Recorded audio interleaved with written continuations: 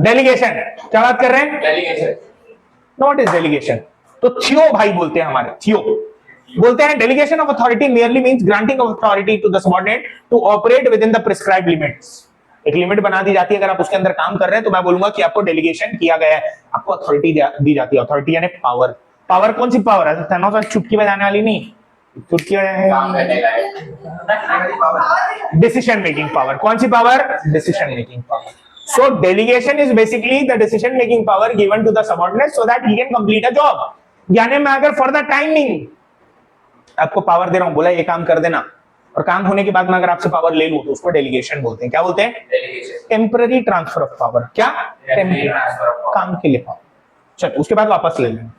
तो delegation refers to the downward transfer of authority from a superior to subordinate employees। It is a prerequisite to the efficient functioning of an organization because it enables a manager to use his or her time on high priority activities। Importance of delegation is that it helps in effective management, employee development, motivation, growth and coordination। Sir ये सब कैसे होता है?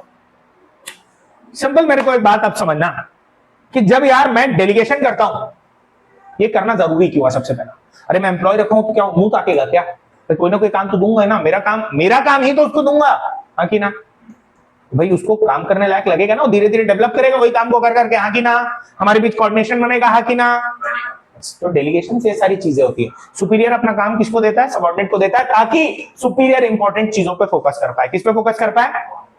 Clear है? क्योंकि मैं अगर non important और इंपॉर्टेंट दोनों करूंगा तो हो सकता है मैं कुछ भी ना कर पाऊं, इसलिए मैं नॉन इंपॉर्टेंट उठा किसको दे देता हूं? सबऑर्डिनेट को, ताकि मैं कहां फोकस कर पाऊं? इंपॉर्टेंट टास्क पे। चलो अगला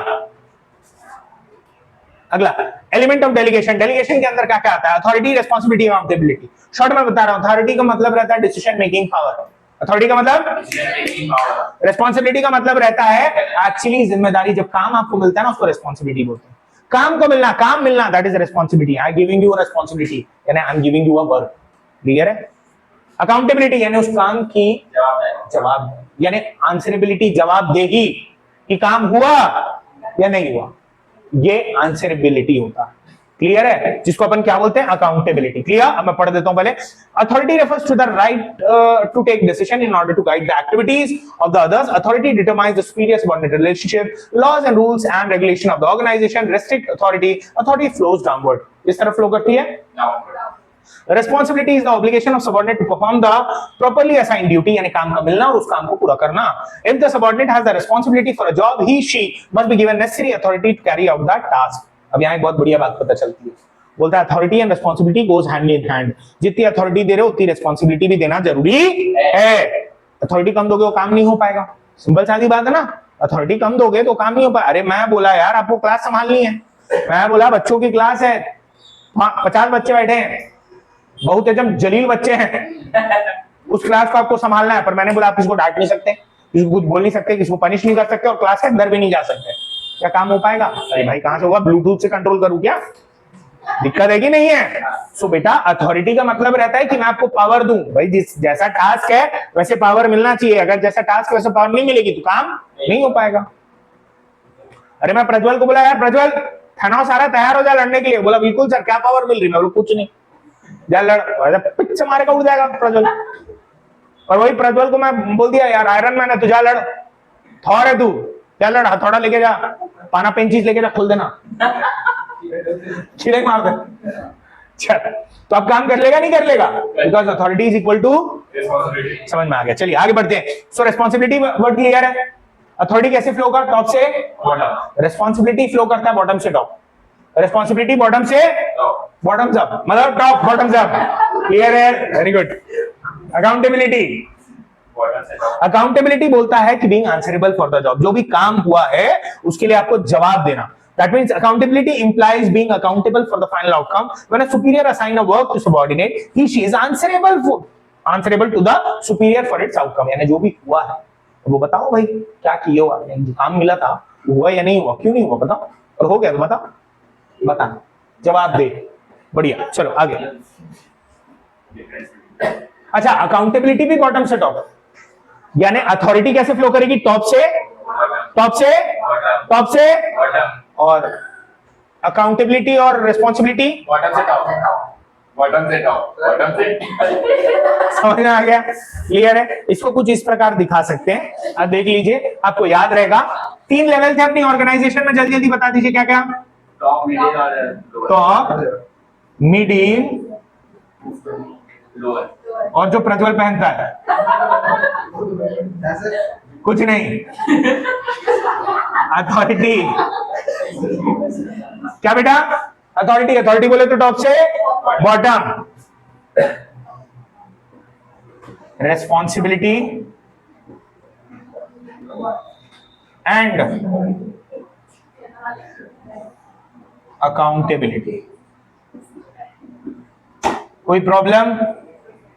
देख लो, कोई भी बात है, कोई भी दिक्कत है तो पूछ लो, ये याद रखना क्योंकि ये बहुत बार पूछ लेते हैं। चलिए अब बात करते हैं बेटा अथॉरिटी, रेस्पॉन्सिबिलिटी एंड अकाउंटेबिलिटी के डिफरेंस की। तो मीनिंग क्या होता है? अथॉरिटी का मतलब रहता है राइट टू कमांड और राइट टू टेक डिसीजन। अगला है responsibility, obligation to perform the assigned task, यानी काम को कंप्लीट करना, इसका मतलब रहता है काम का मिलना और काम को कंप्लीट करना, that is called responsibility. Accountability का मतलब वो काम हुआ या नहीं हुआ इसका जवाब देना, being answerable for the final outcome. Origin कैसे ओरिजिनेट होता है सर? फॉर्मल पोजीशन के कारण। रेस्पॉन्सिबिलिटी कैसे आती है सर? जब डेलीगेट किया जाता है अथॉरिटी को तो रेस्पॉन्सिबिलिटी भी दी जाती है।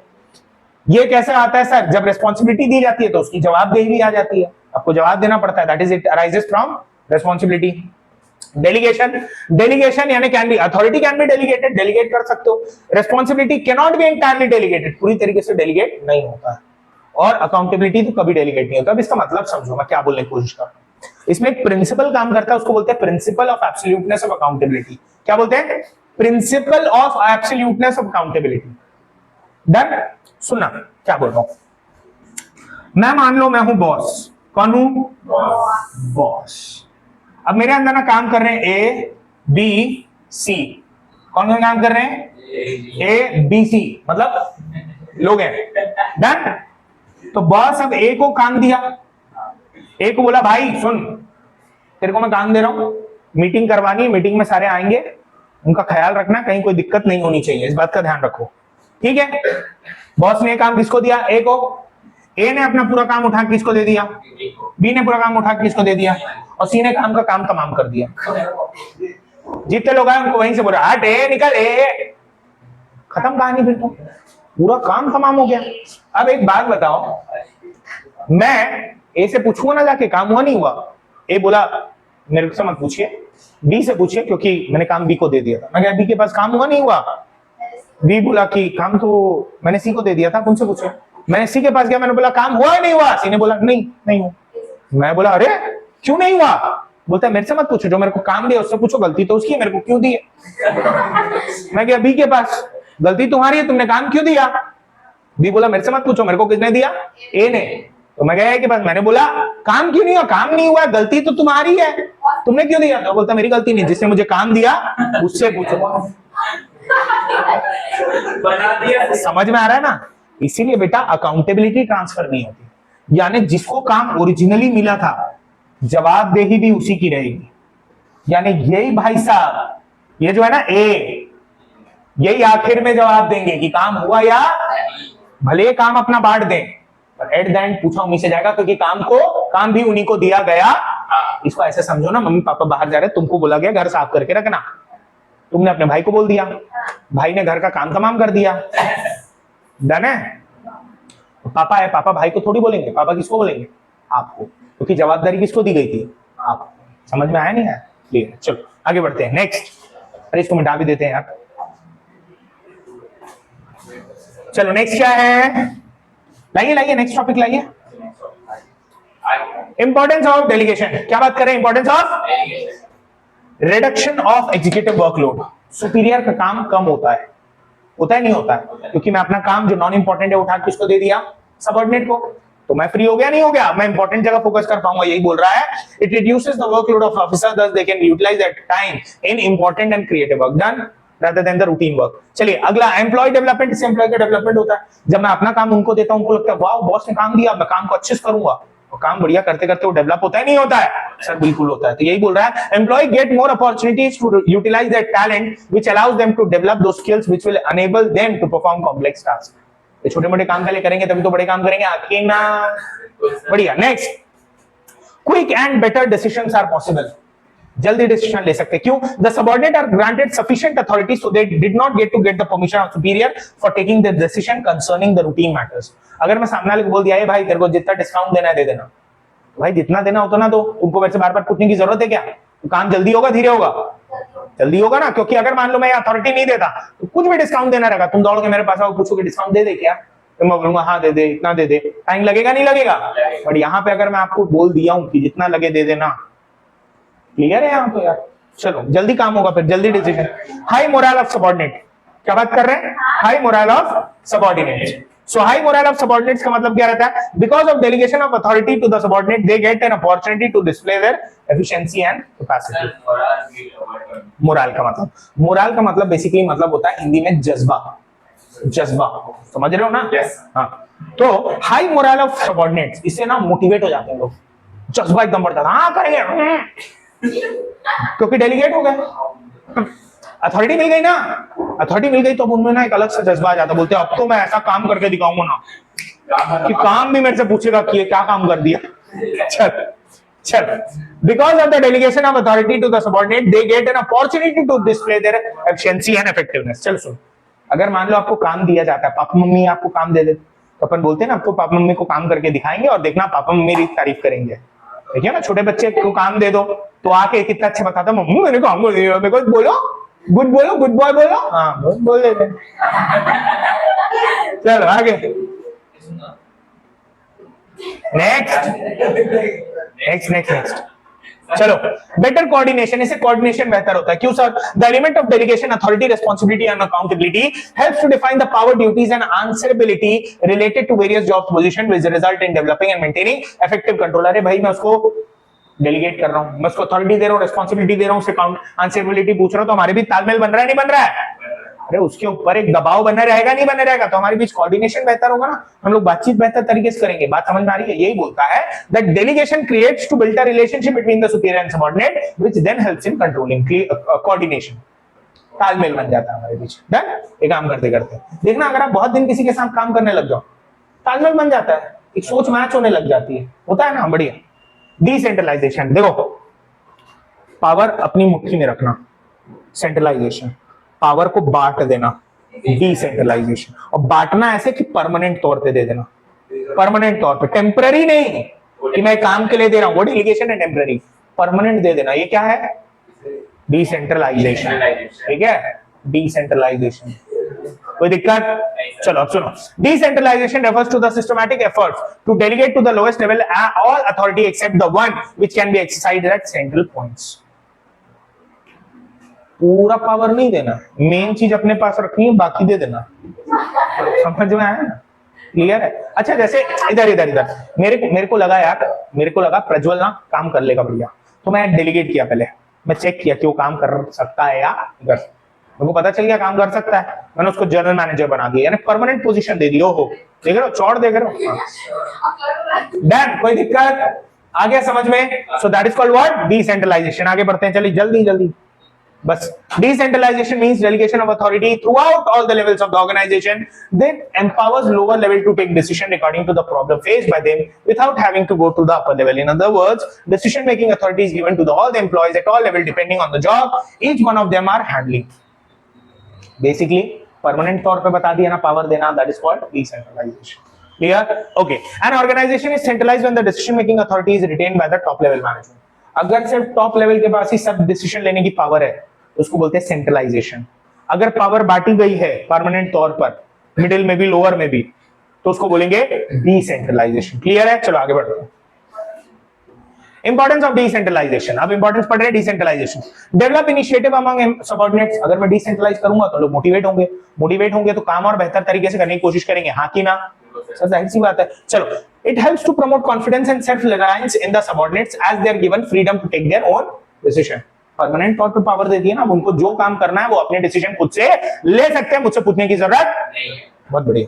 अगला, develop managerial talent for the future. Training given by the organisation and the experience gain from handling the project increase the talent of manager and employees. अरे मैं अगर कोई चीज को डिसेंट्रलाइज कर दिया, परमानेंट तौर पे आपको दे दिया, तो काम कर करके आप बेहतर हो जाओगे नहीं हो जाओगे?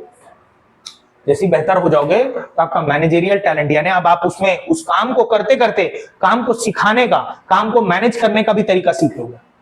अरे अगर देखो ना, बहुत समय तक अगर कोई इंसान कोई काम कर रहा है तो उस काम में महारत हासिल कर लेता है, अब वो काम दूसरे को भी सिखा सकता है और देख सकता है कि काम ढंग से हो रहा है या वही तो यहां हो रहा है।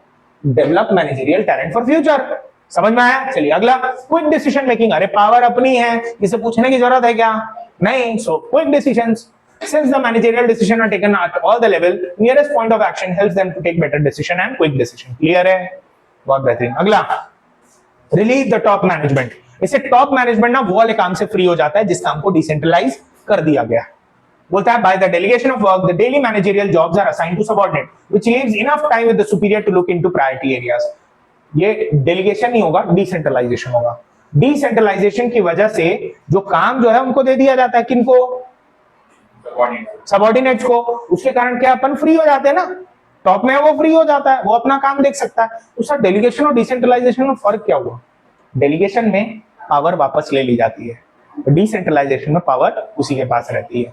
डन। और पावर उसके पास, यानी जॉब पोजीशन के पास एक पोजीशन बनाई जाती है। कभी किसी इंसान के पास पावर नहीं रहती, पोजीशन के पास पावर। इंसान तो आते जाते रहते हैं। आज जनरल मैनेजर है, कल को मान लो सीनियर मैनेजर बन गया, कल को भसक गया, तो क्या पावर लेके जाएगा क्या अपने साथ? नहीं भाई, वो तो समझ गया ना, पोजीशन के पास रहती है। चलो अगला, फैसिलिटेट ग्रोथ। इससे ग्रोथ बढ़िया होती है। क्यों सर?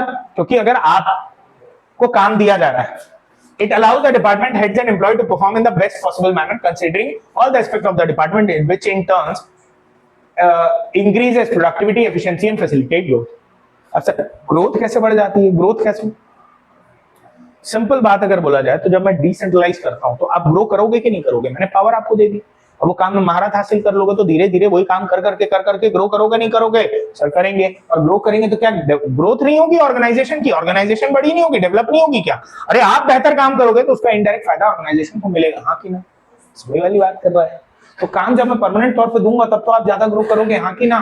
पर पहले टेम्परेरी तौर पर जज करूंगा, मैं डेलीगेट करके मैं जज करता हूं कि आप उसके लायक हो या नहीं। चलो अगला, बेटर कंट्रोल। कंट्रोल बेटर हो जाता है। मैंने डिसेंट्रलाइज कर दिया तो आपकी जिम्मेदारी है, अगर वो नहीं हुआ तो मैं तो दूंगा बत्ती।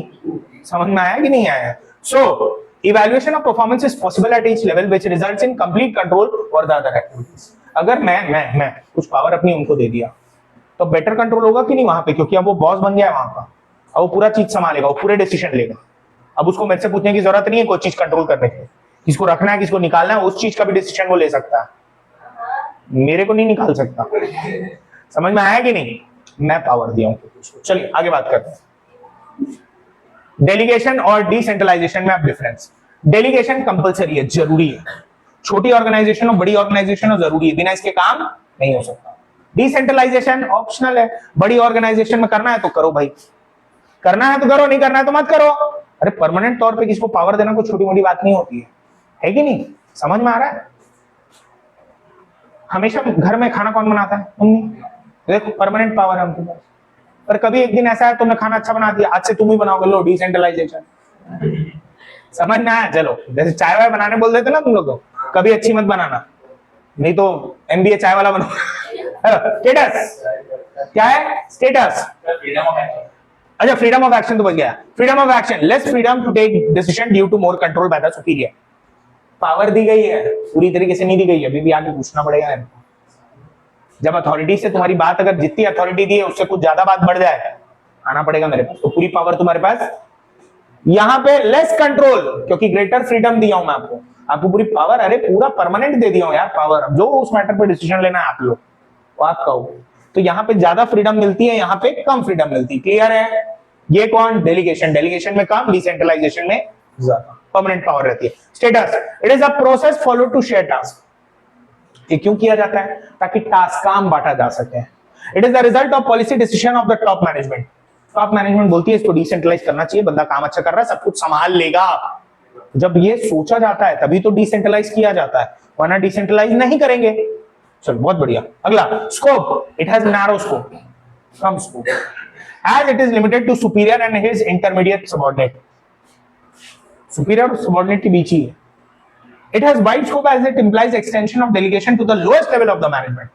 पूरी ऑर्गेनाइजेशन में डिसेंट्रलाइज कर रहे हो, डेलीगेट कर रहे हो, तो डिसेंट्रलाइज होगा। यानी पूरी ऑर्गेनाइजेशन में अगर डिसीजन मेकिंग पावर दे रहे हो, हर एक को मिल जा रही है, या जिसको भी दे रहे हो परमानेंट तौर पे दे रहे हो, तो क्या कहलाएगा बेटा, ज्यादा बड़ा स्कोप हुआ ना, क्योंकि यहाँ ज्यादा फ्रीडम है, यहाँ कम फ्रीडम है, यहाँ ज्यादा काम कर सकते हो, यहाँ कम काम करते हो, यहाँ नैरो स्कोप है ना।